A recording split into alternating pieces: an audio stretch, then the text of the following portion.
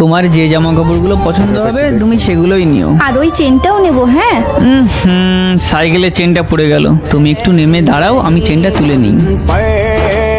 দাঁড়াও দাঁড়াও দাঁড়াও।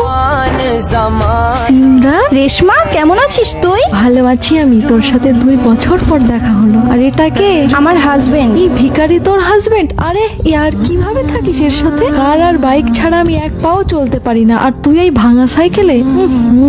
Oh shit. শোনো, আমার পাসটা তো বাড়ি ফেলে রেখে এসেছি। তোকে কতবার বলেছি বাড়ি থেকে বেরোনোর সময় সবকিছু গুছিয়ে নিয়ে বেরোবি। তোকে এখন বাড়ি দেবো আর বাড়ি থেকে নিয়ে আসবো? চুপ চুপ চুপ, আমার বান্ধবী। তোর বান্ধবীতে আমি কি করবো? তোকে মাথায় তুলে নিয়ে নাচবো? বোন, ভালো থাকতে গেলে গাড়ি, মোটরসাইকেল এইসবের দরকার পড়ে না, একটা ভালো মানুষ লাগে। বিশ্বাস কর, যদি স্বামী ভালো এবং কেয়ারিং হয় না, তাহলে যাত্রাপথ সাইকেল নিয়েও অনেক সুন্দর হয়। কখনো নিজের ভাই, সুখী হতে টাকা পয়সা লাগে না, যদি স্বামী সুখে নির্ভর হয় একটা ভালো মনই যথেষ্ট। এই ভিডিওটা